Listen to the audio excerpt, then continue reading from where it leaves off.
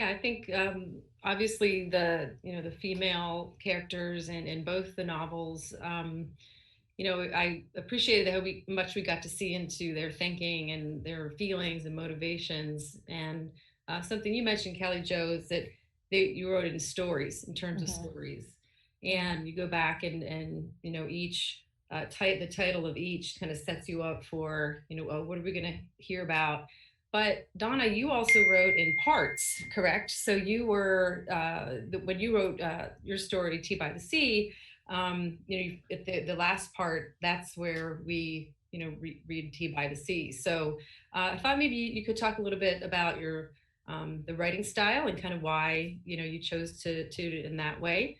All right, so would you like to, Donna? Would you like to go first? Talk about that. Sure. The structure was the last thing that came together for this particular book. When I set out to write it, I wanted to write a story that took place over a 24-hour period.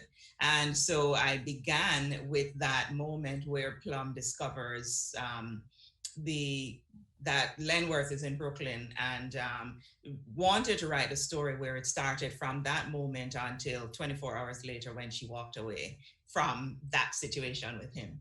And, in the revision process, one of the things that I discovered was that the story, because you had to learn and understand so much about what happened in the past, how we got to this point, that the story just, in some ways, it felt stalled because I had to keep looping back in flashback to explain to readers what exactly happened.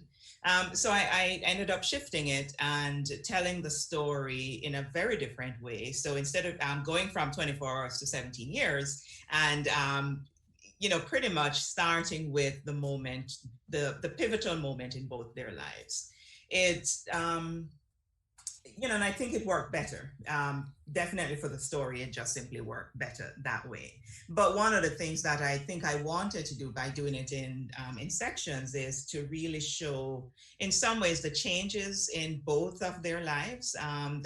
Plum's change from the very first moment when she discovered that Lenworth had taken their child to the life that she had in New York, in some ways sort of giving up and going on to having a life with a new family, and then again having that new life disrupted by Lenworth's possible return. And I think that too mirrors our lives. I mean, there's so many different sections. We don't live one continuous, I mean, we do, but our lives don't feel that it's, like just one continuous stream. It's broken up into little sections. We move, we have different things that happen in our lives that really change and shape, who we are. Absolutely. Kelly Joe, what about Sure. your style and kind of how you approached it? Yeah, I love what you said, Donna, by the way, that sort of it reflects the way that we experience our lives. Um, I like that a lot. But so for me, I feel like I'm a short story writer at heart. And I tend to get paralyzed if I think of big projects, for one thing. But I never wanted to really, for a long time, I didn't even expand my mind to imagine that I was writing a book. I was trying to write one short story at a time, like do it, I'm thinking of art stories. I studied with Alan Chuse a lot at George Mason, and I always had Alan in my ears. I was trying to, really perfect one story, and then I would finish the story and move to the next one. But it turned out they kept coming from the same places. The Cherokee Nation in North Texas, the small North Texas town, and then eventually they were coming from the same family. And so I would just feel like I was a really slow learner to kind of listen to the story that, for some reason, I was being compelled to tell. I'd been writing the stories for a long time. One of the stories, the earliest story in the book in terms of when it was written, came from my time at Mason, in a workshop there. But I had stories that take place in terms of the chronology of the family that take place much earlier, when the great grandmother was a girl in an orphanage. So for me, it became a matter of figuring out what the most compelling, broader narrative was that I wanted to craft out of all this work that I had. And a lot of that was figuring out where to start. And then once I figured out my start, which is a story called Book of Generations.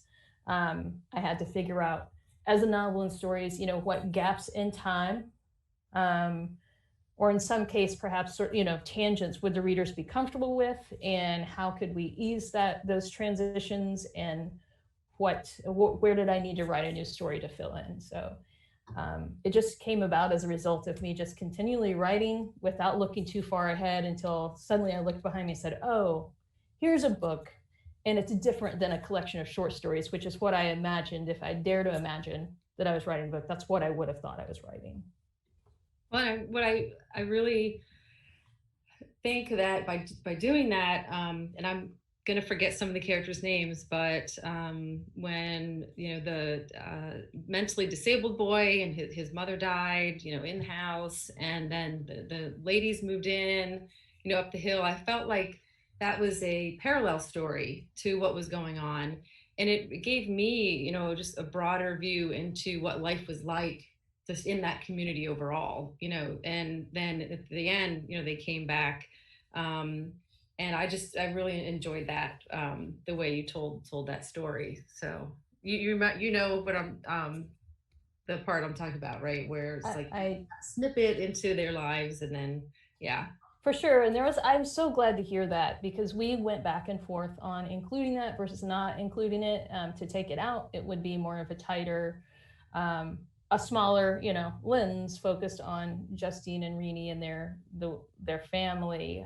But I always did feel like, because, the story started as writing stories from the same places. And to me, it felt like a story about place as much as people, and I feel like these people are very affected by the very land that they come from, and so I'm glad that worked well for you. We went back and forth, and then we decided to include it, and I felt like it enriched the story as well, and I like stepping back for a bigger view.